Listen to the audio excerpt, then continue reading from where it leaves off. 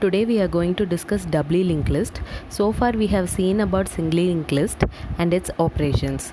If you are not familiar with the singly linked list, kindly go to the description box. I have added playlist link there.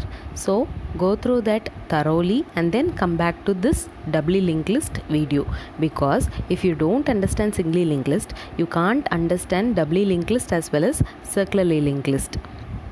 Okay, not much delay, I'll get into the concept now. Doubly linked list, that is double way it is linked.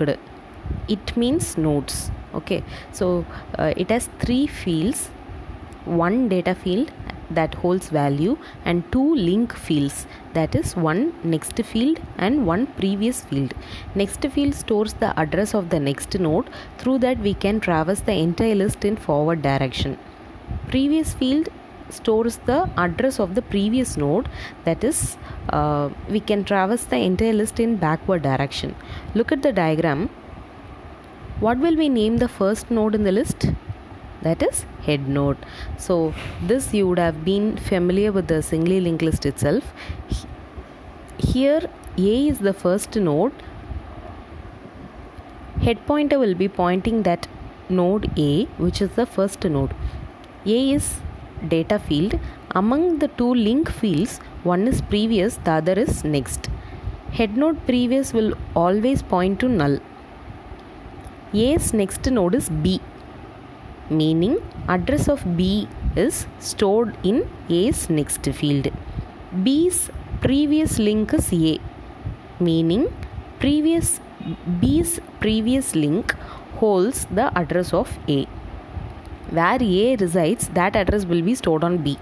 Okay, go to the tail node, that is the last node in the list. Tail node's next field will always point to null. Okay, so how to write node structure for doubly linked list?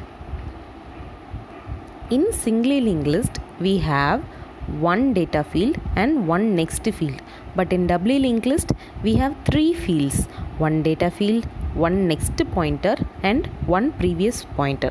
Okay, so this is all about node structure. Then why should I go for doubly linked list if I already have a singly linked list concept?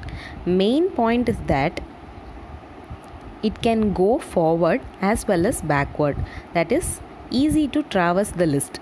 But in singly linked list it is like one-way communication, that is one-way traversal.